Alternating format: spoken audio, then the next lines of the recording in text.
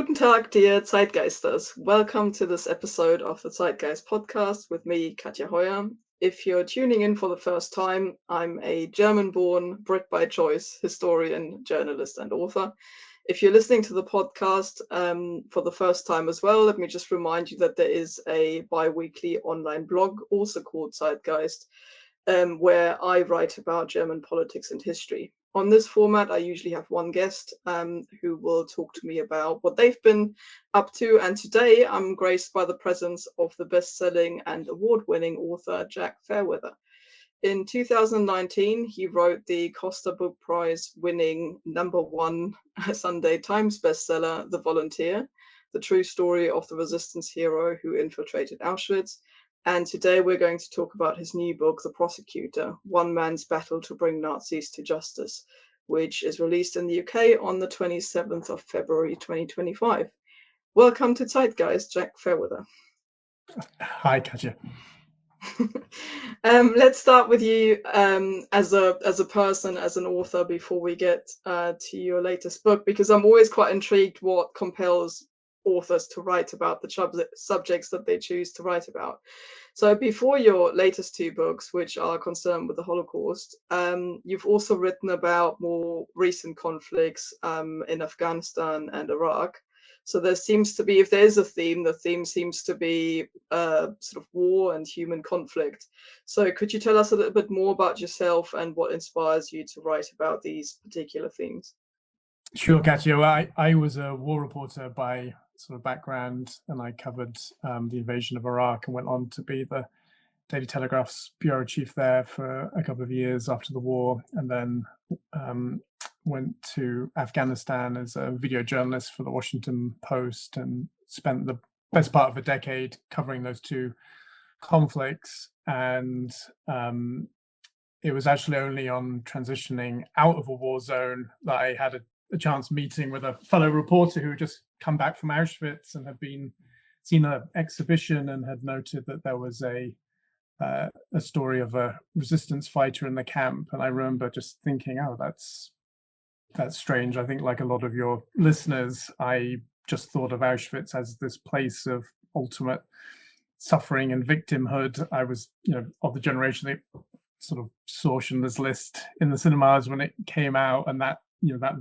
image, that feeling of the horror of Auschwitz was very strongly imprinted on me. And it was that seed of an idea that I sort of kept in my head. A few years after that, Timothy Snyder wrote a review of a report by a Polish resistance fighter called Witold Pilecki, who turned out to be the chap who had volunteered for a mission to report on Nazi crimes in Auschwitz. And this was the man who had been sort of nameless in my imagination, and his report was just this stunning, raw account of what he had seen in Auschwitz from the camp's inception through to his dramatic escape to inform the world about what was happening in Auschwitz. And I was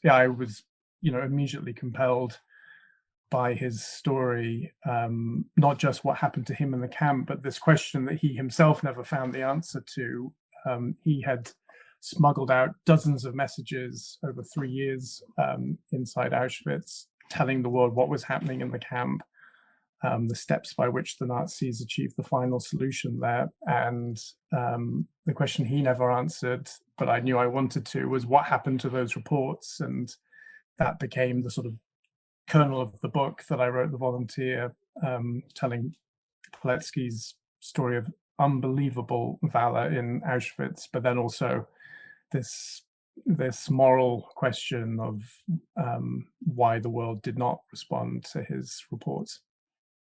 Yeah, and in a way, you stick to those sort of themes and big questions about sort of what could have been done, who should have done something, but looking specifically this time at Germany, because for your latest book, The Prosecutor, you turned to the remarkable story of Fritz Bauer, who was a German Jewish lawyer who survived the Holocaust and returned to Germany after the Second World War. to help bring those who committed war crimes and also those who enabled genocide to justice. As we'll see hopefully a little bit later in the conversation, he faced significant difficulties in this task, particularly from a West German society that just wanted to forget and move on. But let's start with Fritz Bauer himself. Who was he? And maybe if you can paint us a little bit of a picture of the man before the Nazi takeover in 1933. Sure. Well, he is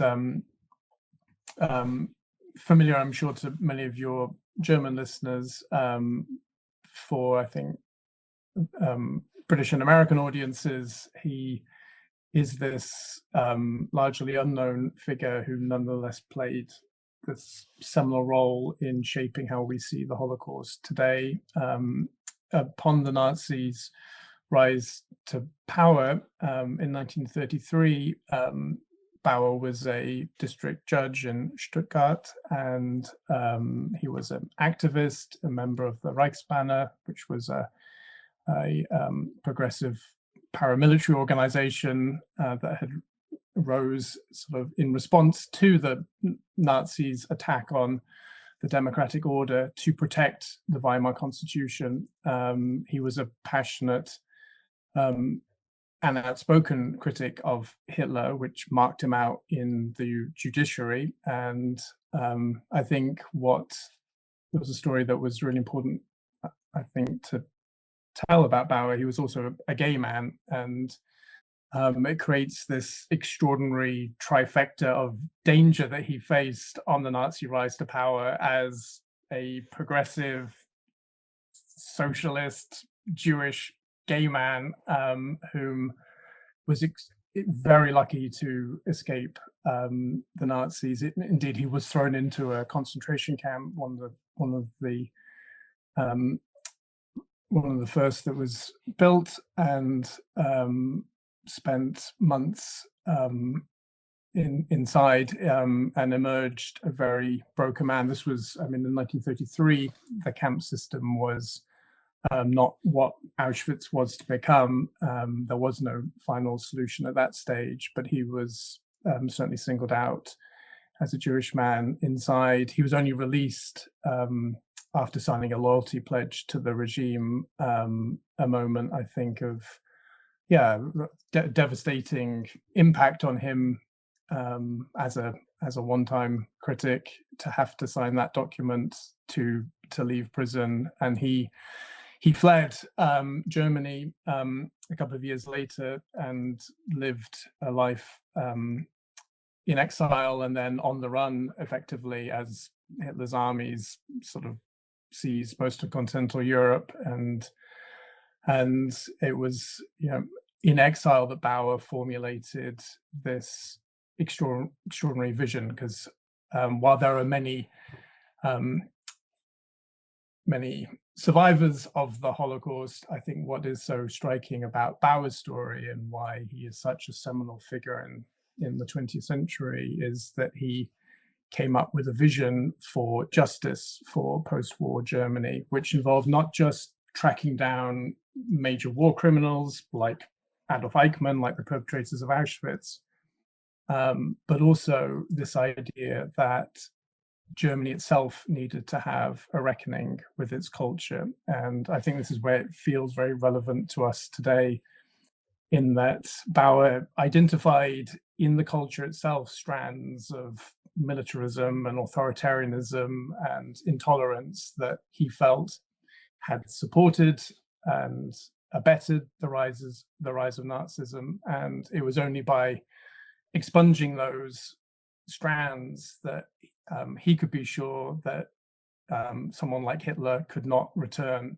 And he saw the trials that he staged in West Germany as a way to foreground those traits, and in the hope that it would draw attention to his countrymen. He felt that Germans in East and West Germany needed to accept their responsibility for the Holocaust. It was not enough, as had been declared at Nuremberg, that the crimes of the Nazis was the work of Hitler and his inner circle. He needed Germans everywhere to look at themselves, look at their own complicity, look at this culture, and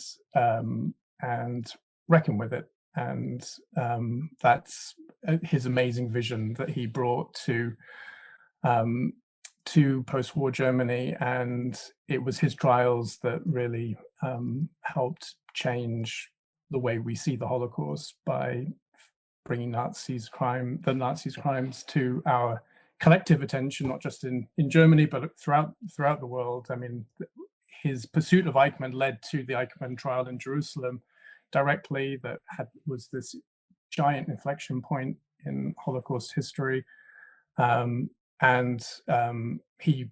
His trial of Auschwitz perpetrators put the camp on the map, as it were, of our collective consciousness. And so I think he's just a really extraordinary figure that I hope to help introduce to as many people as possible.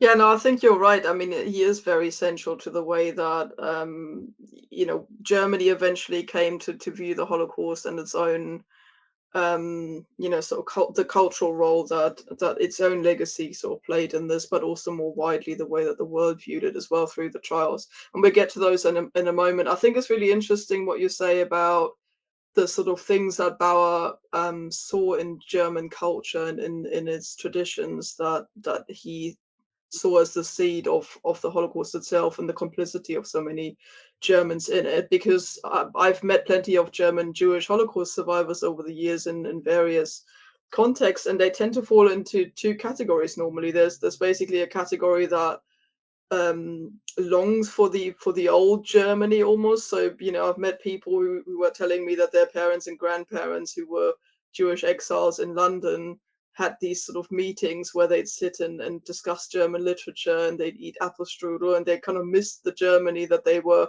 a part of. And they tend to believe that there was a good Germany there that Hitler had hijacked, and they wanted to believe that the German people themselves weren't like that, basically, and this was kind of a one-off. And then you have the other group who believe that Germans were inherently anti-Semitic and violent, and that that latent anti-Semitism would always be there, and they turned their backs on Germany forever. And Fritz Bauer seems to me to fall somewhere in the middle and come up with a much, much more complex view of, yes, it's there, but we can also do something about it. So he returns to Germany, which is itself quite rare. Most of the Jewish exiles didn't, those who survived. And what where I want to go next is basically what was this Germany like that he returned to? So he went to West Germany in 1949. But it wasn't the country that he'd left, right? So what did he find when he got there? So I think it's this is like a period of history that a lot of your listeners, and including myself, was not familiar with. I think, like a lot of Americans and Brits, we think of World War II ending in 1945 and confetti and marches, V-Day, and that was not the experience for much of Central and Eastern Europe, and had the sort of forced occupation of half of Europe under Stalin's aegis, and in the division of Germany into East and West, this really sort of dark and difficult and dangerous world emerged. I mean, it goes without saying, of course, that Germany was absolutely devastated, and just the entire country was at various points displaced, living in camps. It was a society that needed to be absolutely rebuilt, but it was also a society that wanted to put as much distance between the past that they could, the devastation they could see around them, the reminder of that past that lived for every German. There was this strong impulse to put that behind them. And when Bauer returned in 1949, it was the same year of the creation of West Germany and the election of Konrad Adenauer as the first post-war West German chancellor. And he made this very strong statement, and upon taking power, that it was time to let the past, let bygones be bygones. And he sort of embodied this feeling of many of his countrymen that it was necessary to rebuild the country by drawing a veil of silence over the past. And he appointed as his chief of staff, arguably the most powerful position in the country, Hans Globke, one of the framers and implementers of how the Nuremberg race laws were used. And his job really was to integrate former Nazis back into society as rapidly as possible. 8 million former Nazi Party members in West Germany in 1949, and Adenauer was of the view that the country's reconstruction would require them, and ushered them in. And as with the formation of the new country, greater control over the courts, number of prosecutions of war criminals dropped off precipitously, and the role Bauer was stepping back into was one in which he found himself pitted against a government that did not want to confront the past. He himself took up this job as a prosecutor in the small town of Braunschweig, the attorney general, rather, and he faced the chief of police was a former SS chief from Krakow who had arranged the deportations to Auschwitz. The former chief prosecutor was head of euthanasia program that had led to the deaths of 15,000 people. He was also back in his former job. It was, a very dark and difficult time in which, of course, anti-Semitism was also rife, and of course, anti-gay laws that had been imposed by the Nazis remained in place. And, Bauer likened his return to West Germany as returning to enemy territory. And that's very much the mood and atmosphere of the book. Yeah, and it seems particularly in Braunschweig, despite the fact that the whole country pretty much was like this, and then public officers as well as police and everything was kind of riddled with former Nazis. But he called Braunschweig a hotbed of fascism. So it seems, as some of the examples you've just given seem to support that view. So what did he actually think he was going to achieve? I mean, as an outsider going into the system, he could have easily ended up being kind of like a fig leaf, really for the West German government to say, well, look, we've got this Jewish guy here working alongside these former Nazis. This is all working fine. We're just going to work towards a kind of reconciliation thing. But that's not what Bauer wanted, right? So what was he trying to achieve in his role, in and amongst all of these people who basically had tried to exterminate not just him personally, but his entire people from Germany and Europe? Well, I think the role he had in Braunschweig was quite limited, in that he could only prosecute sort of local Nazis, and the focus of the courts in 1949 was on those Nazis who had taken part in the rise to power and the sort of brutal treatment of political opponents. So not the big topics of the Holocaust, and in fact, those remained sort of outside the purview of most West German courts, partly because the crimes of the Holocaust were mostly committed in Eastern Europe, and so there was the rapidly rising Iron Curtain that prevented sort of any interaction between prosecutors in West Germany and places like Poland, where Auschwitz was. So there was no access to witnesses in those countries, to Nazi records in those countries. All the sort of material that you would need to start bringing cases was barred to Bauer by an edict from Adenauer's government that there should be no judicial contacts across the Iron Curtain, which was convenient for people like Globka, who was, of course, very worried that there were copious records in the East that might be used to bring him down. And so, Bauer in the beginning was only able to focus on small cases. In fact, mostly he relitigated a lot of cases that had been rejected by the courts in the preceding couple of years, like by sort of bringing fresh charges against some of the local Gestapo chiefs in the town. And but what he found was he was rapidly becoming a pariah in Braunschweig.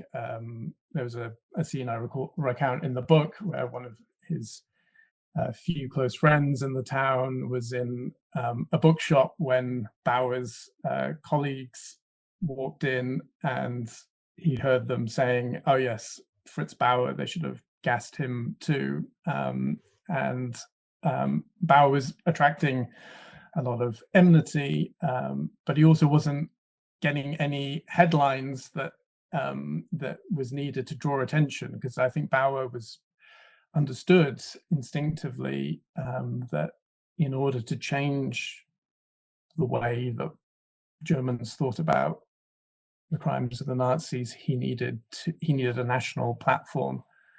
And what he encountered instead was a different type of opportunity. You're right when you say that Braunschweig was a hotbed of fascism. It was a place that saw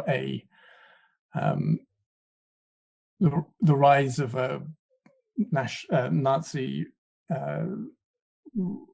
revival project called the Socialist Reich Party. It was particularly strong in the city, and was regularly visited by a former Nazi general called Otto Ernst Rehmer, who was a powerful public speaker. He had had this remarkable role in 1944 in crushing the coup attempt against the Nazi regime that centered around the attempt to assassinate Hitler. And he had been lauded by Hitler himself for his role in crushing the coup, and he was the darling of the far right. And the Socialist Reich Party was when Bauer was returning to Germany, starting to draw ever bigger crowds in places like Braunschweig. And Bauer saw in the prosecution of Rehmer for slander, saying that those who had attempted to assassinate Hitler were traitors, he saw an opportunity to not only crush the revival of a Nazi-aligned party, but also attract national attention. And I write about that trial in the book that Bauer prosecuted.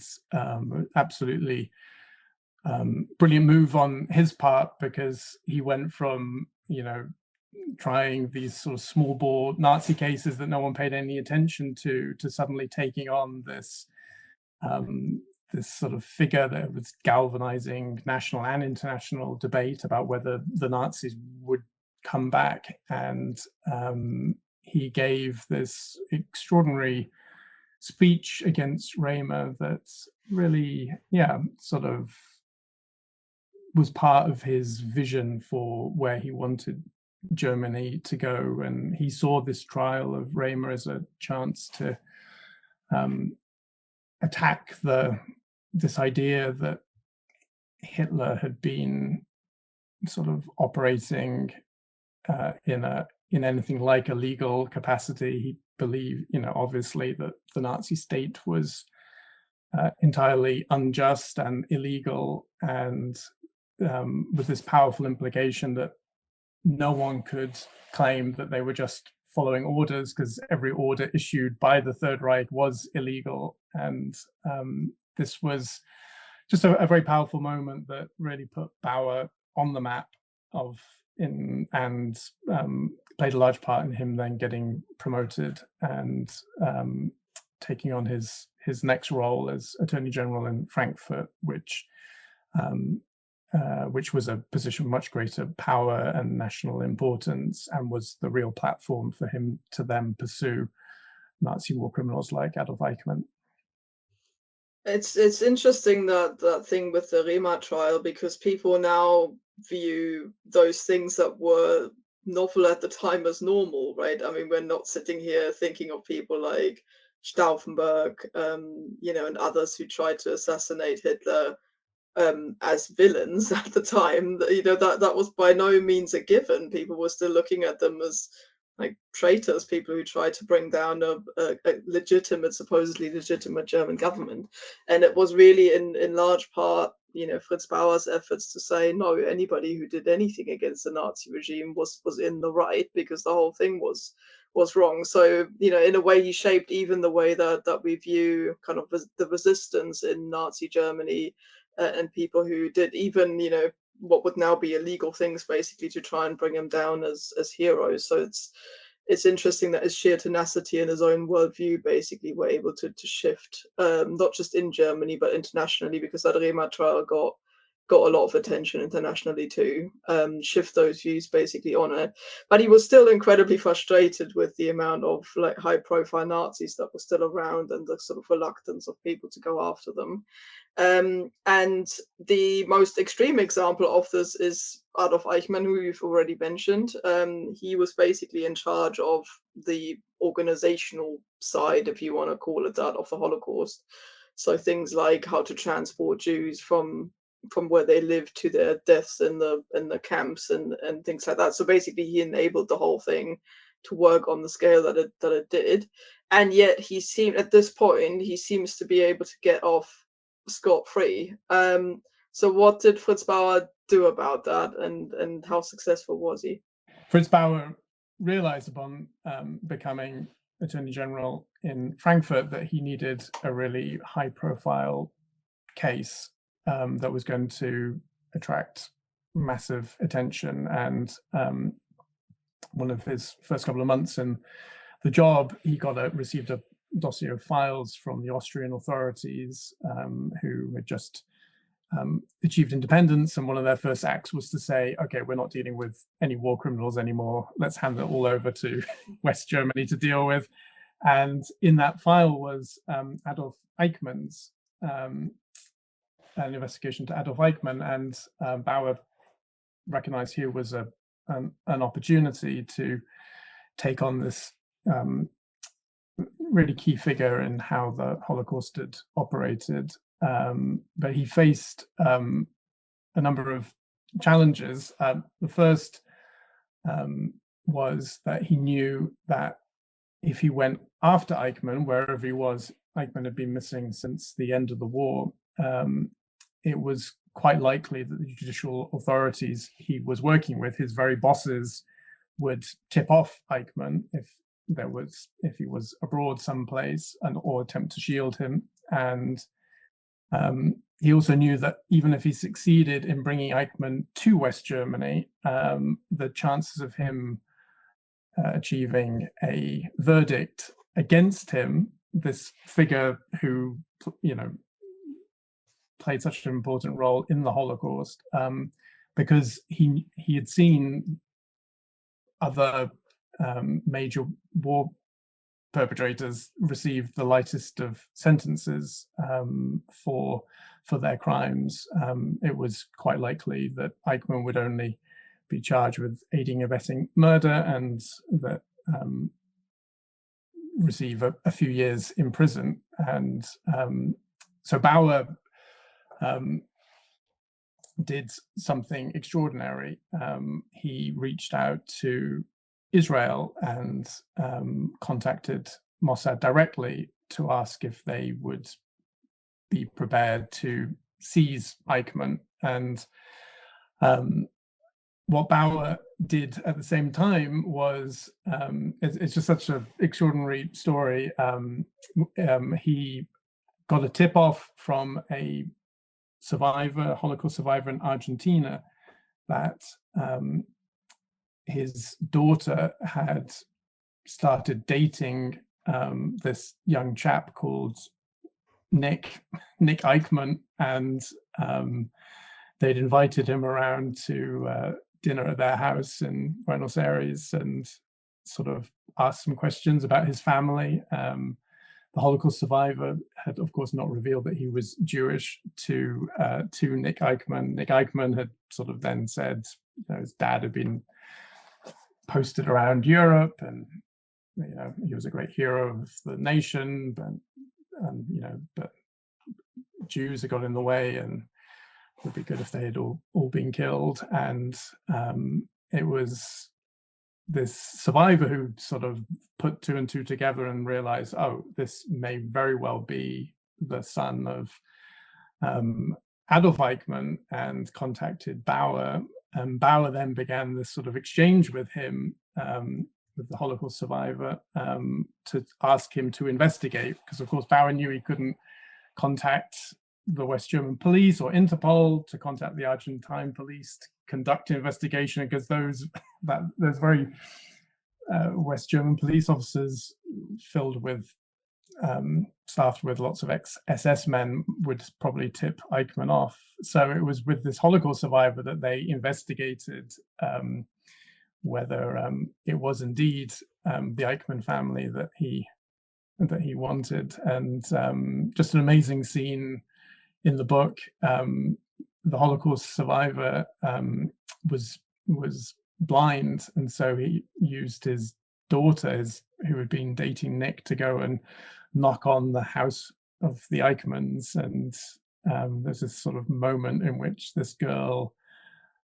confronts Adolf Eichmann and asks him, "Are you Nick's father?" and gets to confirm his identity. And that's the the moment that Bauer flies out then to Israel to tell Mossad, yes, we've got the man. Here's his address.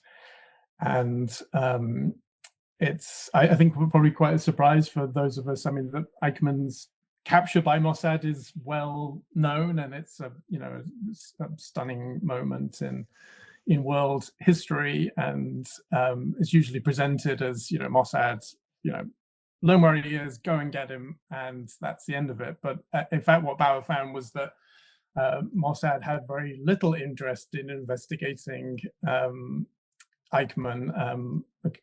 Israel then was 10 years into its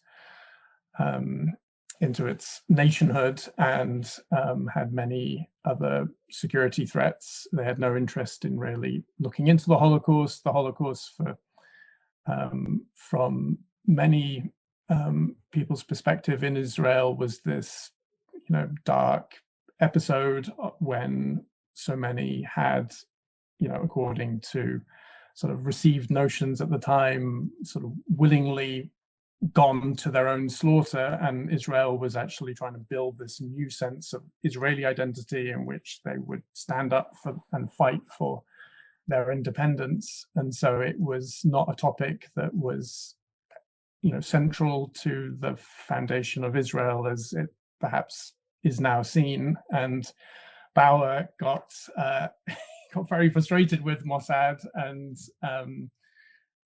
carried on his investigation, and sort of forced ultimately them to take action by threatening to go public with their inaction, and sort of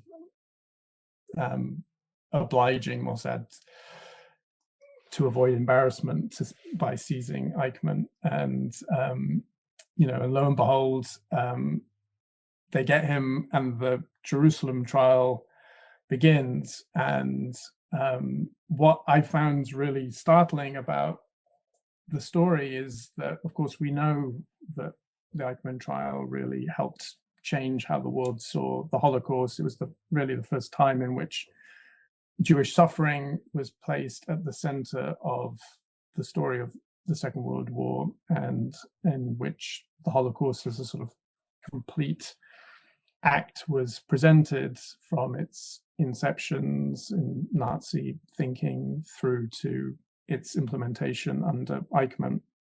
Incredibly powerful. It was also the first time that so many survivors had a chance to speak. But what I found extraordinary in looking at this story from Bauer's perspective is that he did not think of the Eichmann trial as the end in itself. He actually wanted to use the Eichmann trial. He wanted to expose all of the West German officials whom had worked with Eichmann and help bring trials against them, not least, of course, Adenauer's right-hand man, Hans Globke, who Bauer had a tip-off, had extensive connections to Eichmann. And so what then unfolded in the background was this battle, a Cold War battle, really, in which Bauer was pitted against his own government, against the Americans, to try and get to Eichmann and get him to speak out against West German officials in government. And of course, the entire state apparatus was bent on preventing that from happening, and just went to, I mean, Bauer came under surveillance, heavy surveillance. The whole, the West German security services, monitored Eichmann's lawyers, broke into their offices, stole letters, went to extraordinary lengths to try and control and silence Eichmann. And so I wanted to tell the story of this sort of battle around the trial, and indeed to sort of set what Bauer was doing against the Cold War itself, which I know, Katja, you've written, brilliantly about, the East German experience of the Cold War. And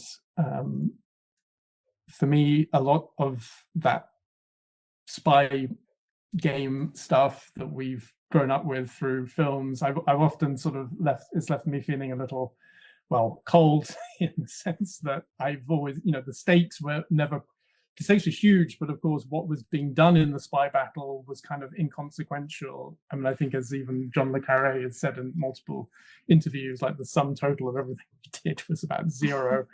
But there was one aspect of the Cold War battle that was absolutely important and of the highest stakes, and that was around the Holocaust. And I think it's quite sort of shocking and disturbing in a way to think that there was a time when we didn't sort of venerate the Holocaust in and of itself, but it was actually used as a weapon of the Cold War, with the Stasi trying to weaponize Nazi-era documents to bring down the likes of Globke, and the West German government trying to silence those who would speak out in West Germany to expose Nazi war criminals. And it was a time when Holocaust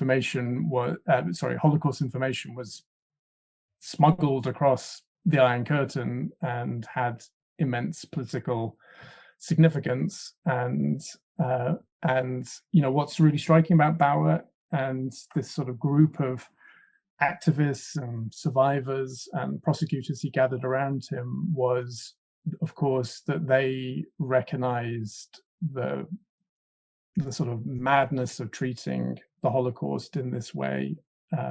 They understood profoundly that the Holocaust should never be politicized, and needed to be sort of brought out of this rhetorical battle of East and West over smear campaigns and propaganda, and given its place in our collective consciousness. And he and these brilliant activists I write in the book managed to gather the material that they needed, and find the witnesses who would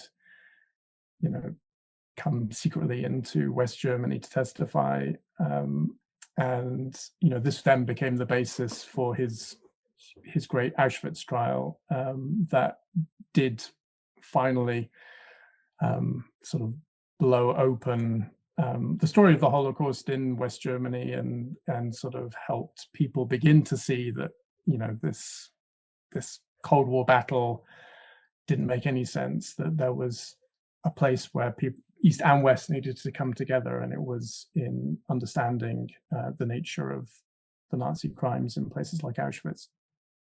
Yeah, and I find it really interesting that despite the fact that it's complicated to us today to try and understand not just the complexities of the war itself and how that interrelated with the Holocaust and how it unfolded, but also afterwards, as you say, with the Cold War, with East Germany positioning itself deliberately not as the continuity state, that was the reproach towards West Germany, that it was the continuity state, but to have this anti-fascist rhetoric and to make a concentration camp like Buchenwald its national memorial, but at the same time focus on socialist and communist suffering over Jewish suffering as well. So all of these complexities, and I think it's difficult for us today to understand, but what makes Fritz Bauer remarkable is that he did understand these complexities and somehow found a way through them, utilizing them, even the way that he understood that you can't just name Eichmann, say, as and prove that he was a perpetrator, but that you need kind of a way of doing that outside of West Germany because of the complexities involved, and then using Israel in the way that he did. It's just remarkable, really. And you already mentioned that he understood that he was quite isolated in West Germany, Fritz Bauer, and that he needed to operate sort of even with outside forces to do his work. And as you say, he kind of compared that position that he had there with being in exile again, I think was the word that he used, or being in enemy territory. There's a quote, I think is in the book as well, where he says basically, when I step out of my office, I enter enemy territory. That's quite remarkable to think of it that way, in the view of what he did and how much bravery and tenacity that took. Did you ever get a sense of how ordinary West Germans felt about Fritz Bauer, apart from the fact that he sort of became a figure that was sort of watched by the state, and yet they had to kind of keep him there at the same time? But how did you get a sense of how the West German public viewed him? I mean, I think he was seen as quite a controversial figure. I mean, there's like a cable from West German consulate in Frankfurt describing him as the most controversial figure in West Germany right now, when he was going after Globke and setting up the Auschwitz trial. Which is saying something in itself, right? The fact that it's not Globke being the most controversial figure, yes, but Fritz Bauer, who's trying to bring a former Nazi down. Exactly. I think there, he was not his sort of provocative and confrontational approach to this history was not welcome by many of his generation. A lot. It was the experience, of course, of so many survivors in West Germany that people did not want to talk to them about the past, did not want to hear it, did not want to face the question of their own complicity, which was precisely what Bauer wanted to hold up to make everyone consider. And but what Bauer, his sort of hope in some ways was not so much that he would succeed persuading the ex-Nazis around him that they had been wrong all along, and to apologize for their role in supporting Hitler. It was that he was playing to the next generation. He's playing to a new audience, and which is also very striking about just how sort of visionary he was and how much he understood that he was playing this really long game for the future of Germany, and he was supported in this by some really amazing figures who I was just really excited to share with people who I don't think even in Germany are so well known, but these young firebrands who from the generation or the sort of half generation before the 1968ers who began the work of examining what had been done under Nazism, what their parents had done. The people like Reinhard Strecker and Thomas Harlan, who I write about, these sort of young men who, sort of basically on their own initiative. Strecker was a student. Harlan was a sort of a theatre director, writer. They took it upon themselves to travel across the Iron Curtain, Strecker to East Berlin, Harlan to Poland, to start digging around in the archives. Harlan's story is, I tell at length in the book, partly because he has this sort of extraordinary story of the fact that his dad, Veit Harlan, had been Josef Goebbels' favorite anti-Semitic film director who had made some truly terrible, ghastly films, including one, Jud Süß, which was compulsory showing to SS men as part of their training to get them mentally ready to mass murder. Harlan Jr. had this moment of confronting his father and taking on this mission of exposing the crimes of his father's crimes, and those of other Nazis. And he comes across Fritz Bauer, of course, and the two of them begin smuggling in documents from the Polish archives to help build these cases. And this very special relationship develops between the two men. Bauer lived a life of extreme loneliness, in which he was not able to live openly as a gay man for obvious reasons, that these anti-gay laws put in place by the Nazis were exceedingly stringent, and would have lost his job. His mission would have ended had he ever been caught. And it's with Harlan that I think in this post-war period of his life that he finds like a real sense of love between the two of them. The nature of their relationship is platonic but very intimate, and the fact that they both have the same mission at the same time is just very extraordinary, and that Harlan is really this symbol for Bauer in many ways of this generation that he hopes will emerge. There's not much evidence other than Harlan and Strecker and a few others that it will, but for much of his life. Bauer dies in 1968, the summer of 1968. He sees that the beginnings of that student protest and the beginning of dissent and non-conformity, which was an idea that he always held to as being really important as a bulwark against fascism, that people should have the strength of their own convictions and be ready to be different. And he glimpsed that